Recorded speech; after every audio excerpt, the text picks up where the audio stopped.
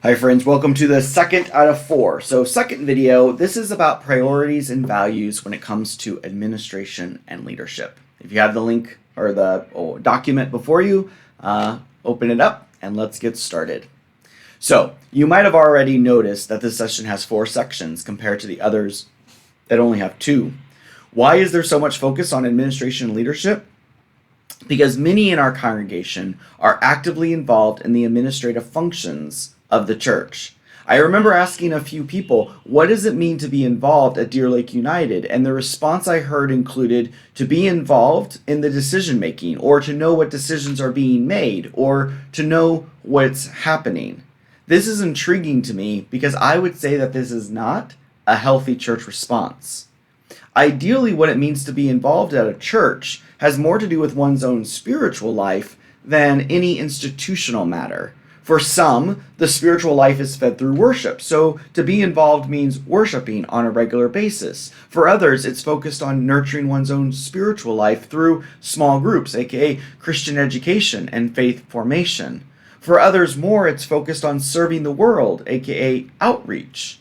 For others, it's focused on building relationships through denominational partnerships, ecumenical movements, or interfaith dialogue.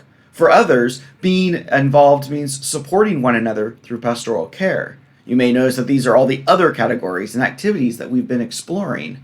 That's because those other activities are far more important than administration, in my opinion. What is your priority while engaging at Deer Lake United? When and where do you engage with Deer Lake United? I believe that worship, Christian ed, and faith formation, outreach, pastoral care, church community and neighborhood, and spirituality are far more important than administration for healthy, thriving churches. I think the unhealthy and unhelpful focus on administration is based on several aspects at Deer Lake United. First, it is true that the administrative work must be done. For us to exist as the institutionally incarnated body of Christ, remember that's what I believe the church is, we have to ensure that we are institutionally viable. What that means is we pay our bills, file the proper paperwork, arrange for proper insurance, etc. We also have to maintain our building so that it stays functional, it doesn't get condemned. These can quickly rise to the top of the priority list because they often require the most immediate attention. Second, many of us are comfortable with administrative work. Deer Lake United had always been a relatively wealthy neighborhood of Burnaby, and as such, many of our members have either been professionals or expert service individuals. Many own homes, so building maintenance is not a stretch for people to do. You all know, if you are a homeowner, you often know how buildings work and type of those things, furnaces and things like that.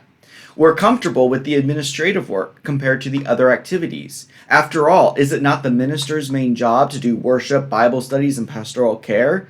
The congregation has no expertise in these areas. Why should areas where we, the congregation, are uncomfortable become more important than where we are comfortable?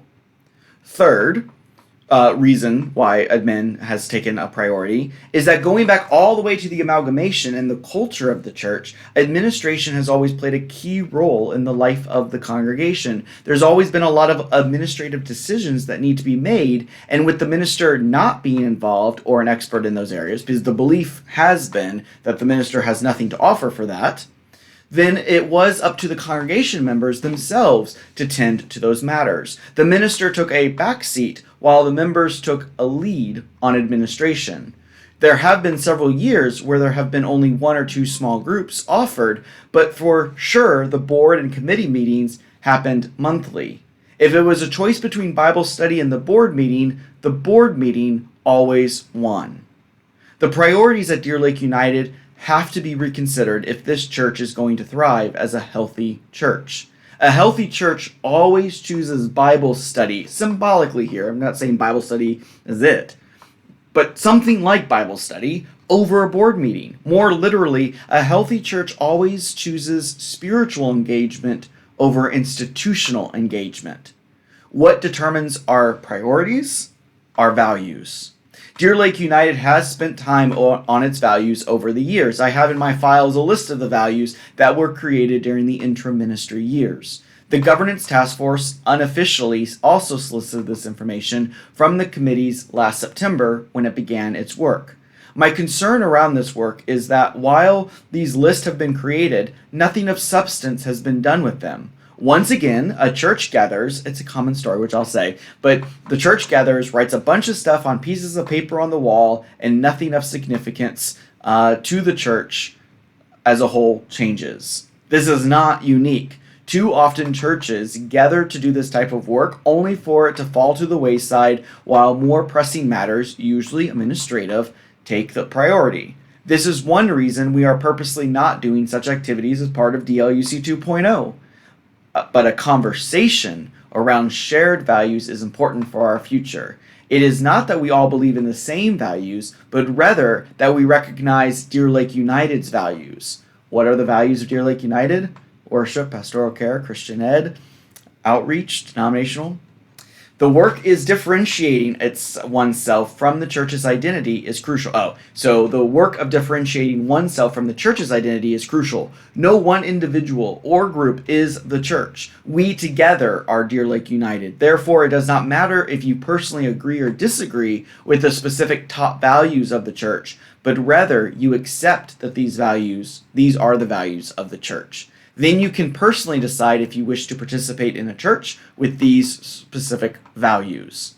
As stated in the past, this can be a fearful activity. What if the church's values are different than my own? What if I disagree with them and don't want to be part of a church with those values? Will I lose my place in my own church? That is the risk of articulating clear values for a church. There might be some who no longer agree to participate in the church, but the cost of not having clearly defined shared values, I think, is hurting us far more than the harm brought by disagreeing with them. We cannot let fear prevent us from taking healthy steps forward, and no one is being excluded intentionally. There is always a personal invitation for all of us to participate. The option of saying no is possible, but each person has the choice to engage or not. The church as a whole cannot be held hostage by any individual or small group of individuals who may dislike the uncomfortable direction we are heading. Speaking of being uncomfortable, let's return to those three explanations for the list above. I do want to quickly say about values, though. We are not going to gather anytime soon to make a list of shared values. That's not on the pipeline either. Why? Because what determines our values? So I don't go into that in this essay. So the question around what determines our values? What determines our priorities? Values. What determines our values? And then that's the question, which the answer is P.S. Jesus. So who is Jesus for us? That's a theological question. How do we find out the answer? Worship, Bible study, service, etc., etc. So, but that's a different story. So that's why we're focusing on the very first cause, God. Okay, enough of that ad-lib speak. Let's get back to what I'm saying as far as speaking of uncomfortable. Uncomfortable, let's return to those three explanations listed above. The first explanation is that administrative work must be done. And I completely agree, it does. Where I disagree is that it's more important or pressing than other church activities. Administration should be the very last thing on any congregant's to-do list. In fact, my ideal would be before anyone leads administratively, aka do the board or committee work, a person should first regularly participate in the 6 other activities: pastoral care, worship, outreach, Christian education, etc. The reason is because the decisions of the church need to be made by spiritually mature individuals who clearly understand their faith and the church and their respective purposes. Too often I am met with silence when I ask theologically or biblically based questions relating to the purpose of the church to leaders. Questions such as, where do you see God acting right now in our church? Or what does discipleship mean to you as church leaders? What practices of discernment do we engage in as we consider the future of the church? Silence. But around questions of whether the minister should have a credit card or not, I hear lots of voices speak up. How can a church leader make healthy, wise, and Christian choices when that leader does not nurture their own spiritual lives within the very church that they are helping to lead? I am honestly not trying to shame or embarrass anyone. I am legitimately curious. Of course, everything I'm about, faith in Jesus, sounds crazy to people who have not nurtured that part of their spirituality.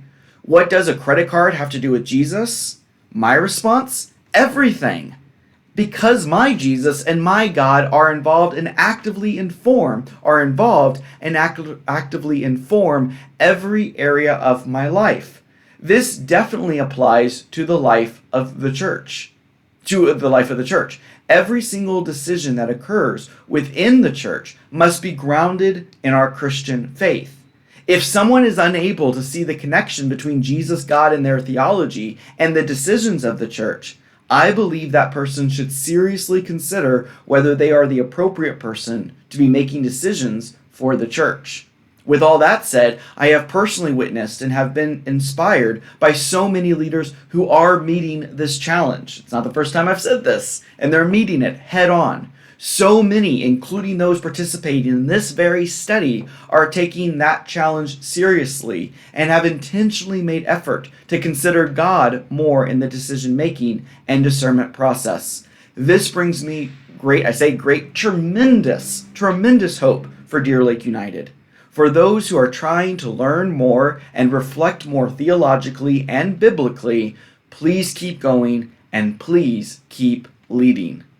Yet, this does contradict the Deer Lake United, and to a degree the United Church as a denomination, culture, where the top priority is that everyone has an opportunity to voice their opinion on every matter. I strongly disagree with this. To lead a church is a sacred and holy matter reserved for a few. In the Hebrew Scriptures, only one tribe out of 12 was responsible for managing the temple, the Levites. Beloved church member Bill H., who is now deceased, I won't say last names, but I think many of you will know Bill, who used to talk about the role of the elder. I agree that those who are strong in their spiritual lives and in their faith are the ones that should lead and make decisions for the church. How can faith-filled decisions be made by those who are faithless? That is not realistic, yet our church, especially in 2021, necessitates faith-filled decisions, not grounded on certainty or even on logic at times, but in faith and trust in God. Now that sentence may lead to the next explanation regarding administration. Well, we're comfortable doing that work. As stated previously and often, the church is not about comfort. Again, this is going back to the Bible and how we find our values. Comfort is not a value for me in church. And I don't think that is in the Bible anywhere, actually. And I want to be clear, comfort is about being comfortable. We do comfort, as in being comforted, the grieving and the ill, but we're not longing to be comfortable at all. That defies the face of the very gospel we proclaim. We as Christians embrace the uncomfortableness of life by following God's call wherever it may take us. We go into places that are strange and foreign with faith and trust in God. We all offer gifts and talents to the church that serve us in other areas of our lives. AKA, I do this professionally. I do bring in that service to or knowledge, expertise to the church. Absolutely. And the church is dependent on the people offering the gifts and talents. But that should not be the main place where people reside.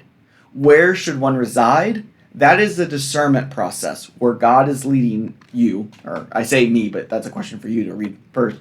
Yourself. So where is God leading you, which requires spiritual maturity and community.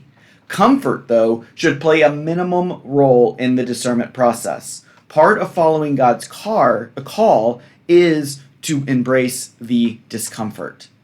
The last explanation is that the culture prioritizes administration for congregants because the minister has played a minimum role in such affairs.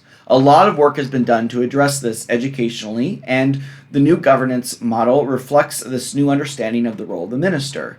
To continue to clarify and educate, ministers in 2021 are very aware of the need to be institutional leaders. For those who have attended the last few annual regional or previously conference gatherings, you'll know that much of the education offered at these meetings are around institutional leadership. In fact, leadership is the word, leadership, one word, which is offered at the regional level for clergy, focuses solely on institutional leadership. When I do professional education, it's not on biblical interpretation or theological trends. It's in how to lead and handle institutional matters. Clergy, for the most part, not all of us are treated equally or come in the same way. I hear that. But clergy, for the most part, do have expertise to lead congregations in all aspects of congregational life, just as God has a presence in all aspects of our individual lives. The church, or any religious institution, is unlike any other institution in the world, and as such, must be managed in a unique, faith-based way. The notion that the minister should not be engaged in managing the institution of the church is not correct. There is little evidence for this, including Deer Lake United, which has been lay-led for a number of years. Let's name the truth. Deer Lake United is declining and has been for many years, if not decades. Acknowledging that, we have a choice. The congregation can spend its time doing administrative work that does not actually grow or benefit the church in its vision, exploring and expressing spirituality, or purpose, insert something here about Jesus, depending on your personal theology. Or the congregation can delegate the administrative work so that it can focus on the more important and meaningful work of engaging with spirituality. The truth that I am sharing is that administrating the church will not take us off the road to closure. Our church health is not administratively driven. The administrative work is actually a distraction from the real problem, lacking spirituality, which directly relates to the possible closure of our church. What addresses the lack of spirituality? The ministries. The 6 other activities address spirituality, including one of the 6 is spirituality. I once read a document from Deer Lake United that stated that the minister should be responsible for the ministries of the church, worship, pastoral care, and Bible study, while the members run the church. This is the exact opposite of the truth. The ministries are what creates a thriving, growing church. The new governance structure removes the burden or the distraction of administration from the congregation so that it can focus on what it could actually make significant difference by placing everyone's energy. I only have one person's energy. We have a congregation of 129. What would it look like if 129 people had energy going squarely focused on the ministries of the church, the vision of the church, and the purpose of the church? 129 over one person. The governance structure has nothing to do with a power grab by the minister. Rather, it's an empowerment by the minister so that Deer Lake United has a fighting chance to survive by turning to the only one who can resurrect it, Jesus Christ, in all things. But this governance change requires each person to reprioritize what's really important. This governance change requires Deer Lake United as a whole to reprioritize what's really important. So it's individual plus us as a whole. The success of the model is dependent on certain principles, which is the topic of the next section. So reflection questions, and I know this was a hard-hitting session right now, or section. So take a moment to breathe. You might need to walk around for a bit. So the questions are, though, what is your involvement in administrative matters? How are those tasks prioritized compared to your participation in other matters?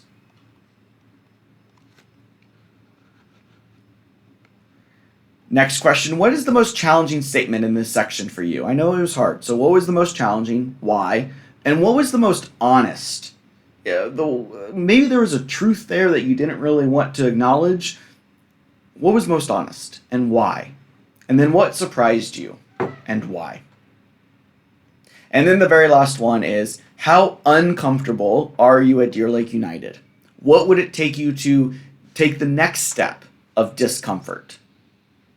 All right, so those are the 3 reflective questions for this section. The next section, probably take some time if this was challenging for you, because the next section is going to talk about the principles of the governance structure.